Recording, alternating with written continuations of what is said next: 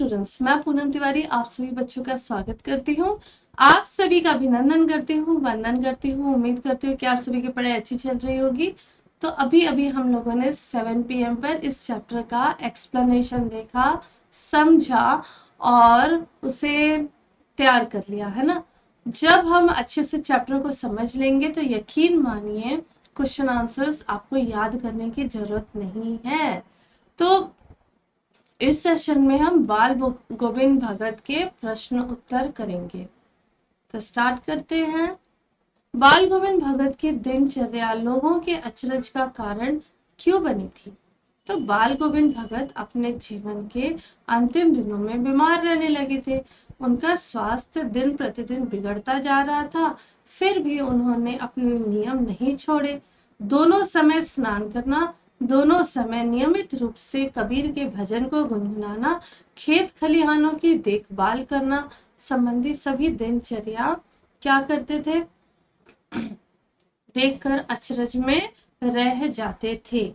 ठीक है, अब देखो नेक्स्ट है, आपकी दृष्टि से भगत जी भगत की कबीर पर अगाध श्रद्धा के कारण क्या था?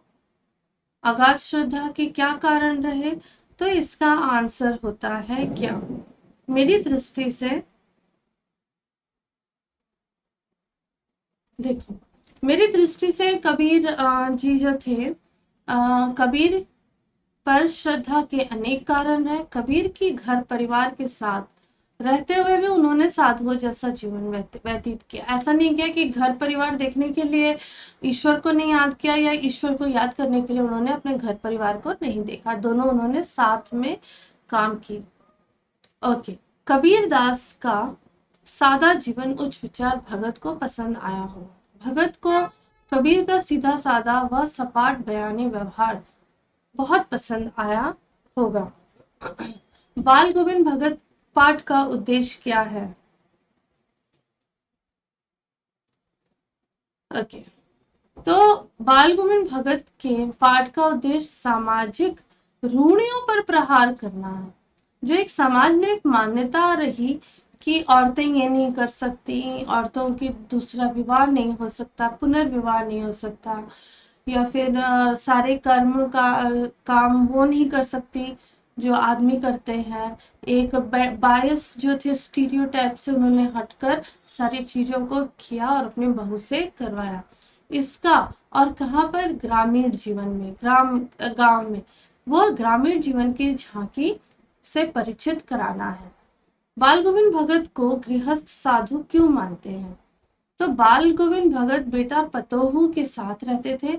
वह साधुओं की तरह रहते और साधु की सारी परिभाषा के ऊपर खरे उतरते थे। इसलिए लेखक ने भगत को क्या कहा था? गृहस्थ साधु कहा था। बाल गोविंद भगत को संगीत का जादू क्यों कहा गया?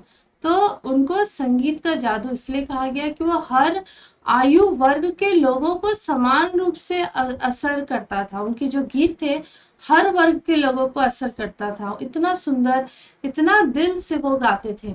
उनके मधुर गान को सुनकर बच्चे बूढ़े जवान सब झूम उठते थे। इस कारण बाल गोविंद भगत को संगीत का जादू कहा जाता है।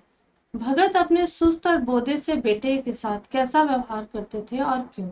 भगत का मानना था कि ऐसे लोगों पर ज्यादा निगरानी रखते हुए प्यार करना चाहिए। उनका बेटा क्या था? थोड़ा सा एबनॉर्मल टाइप का था, तो उनका ऐसा मानना था कि जो बच्चे या जो इंसान इस तरह के होते हैं उनका ज्यादा विशेष ख्याल रखना चाहिए।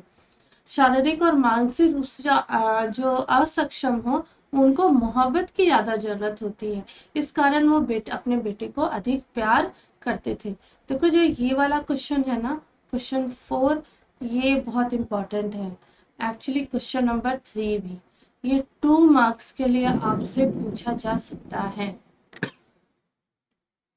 और ये वाला जो क्वेश्चन है ना, ये लास्ट ईयर आया था, इसलिए ये वाला इंपॉर्टेंट है। पुत्र की मृत्यु के अवसर पर बाल गोविंद भगत अपनी पत्नी को परंपरा से हटकर कौन सा कार्य करने को कह रहे थे? तो उन्होंने अपनी बहू को, पुत्र वधू को कहा कि तुम रोने के बजाय उत्सव मनाने को कह रहे थे। वह ऐसा इसलिए कह रहे थे क्योंकि उनका मानना था कि मृत्यु जो है वो खुशी का अवसर है। इस दिन, इस समय, इस वक्त ईश्वर का, परमात्मा का आत्मा का परमात्मा से मिलन हो रहा है, इसीलिए तुम रो नहीं और खुशियां मनाओ। बाल गोविंद भगत की मृत्यु उन्हीं के अनुरूप हुई, कैसे स्पष्ट कीजिए। तो वो सामान्य जीवन में भगत की जैसे दिनचर्या रही, अंतिम समय तक भी दिनचर्या वही बनी रही। ऐसा नहीं हुआ कि वो उन्होंने अपना नॉर्मल रूटीन जैसे सुबह उठ के नहाने जाना, फिर आना, ईश्वर का भजन करना, फिर खेतों में जाना आना, फिर इस तरह से जो भी था उनका दिनचर्या, उन्होंने छोड़ा नहीं था। वो सारा करते करते वो अपने अंतिम समय, अंतिम विदाई उन्होंने इस दुनिया से ली। बाल गोविंद भगत के लेखक कौन है? ये 1 मार्क्स का आपसे MCQ में पूछा जा सकता है। तो बाल गोविंद भगत के लेखक रामवृक्ष बेनीपुरी हैं। खेती बाड़ी से जुड़े गृहस्थ बाल गोविंद भगत अपनी किन चारित्रिक विशेषताओं के कारण साधु कहलाते थे? वे क्या थे? कबीर के पक्के भक्त थे, झूठ कभी नहीं बोलते थे और हमेशा खरा व्यवहार करते थे, किसी चीज का उपयोग बिना अनुमति के नहीं करते थे। इसी विशेषता से वो साधु कहलाते थे। मोह और प्रेम में अंतर होता है। भगत के जीवन की किस घटना के आधार पर इस कथन का सच सिद्ध करेंगे?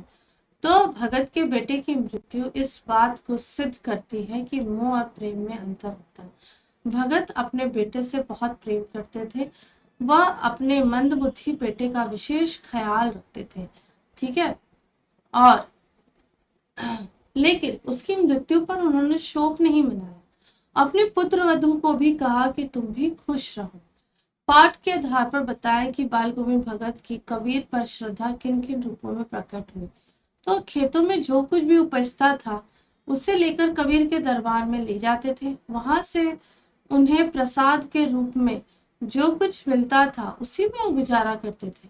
वे किसी की मौत को शोक का कारण नहीं बल्कि उत्सव मानते थे।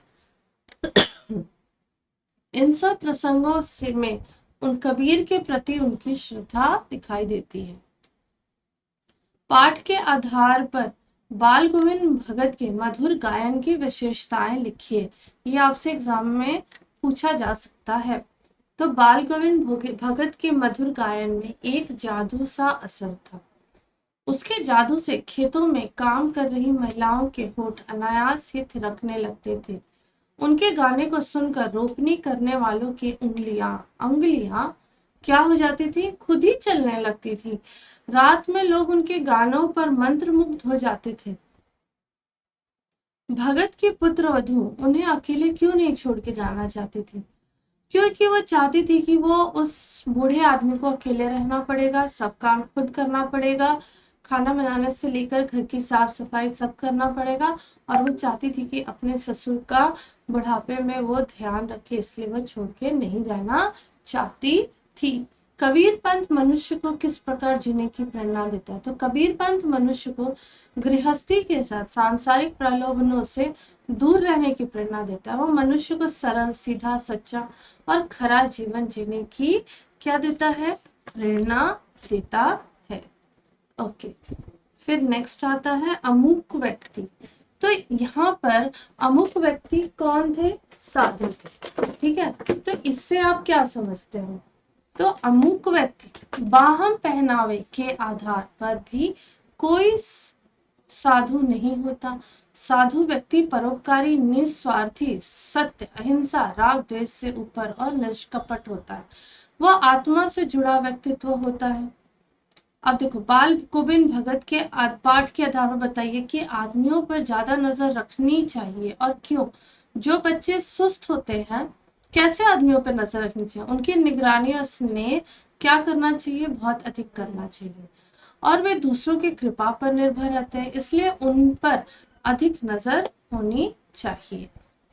बाल भगत जी ने बेटे की मृत्यु के बाद क्या किया? तो भगत जी ने बेटे की मृत्यु के बाद उन्होंने अपने पुत्र वधू को कहा कि तुम अवसर में क्या मनाओ?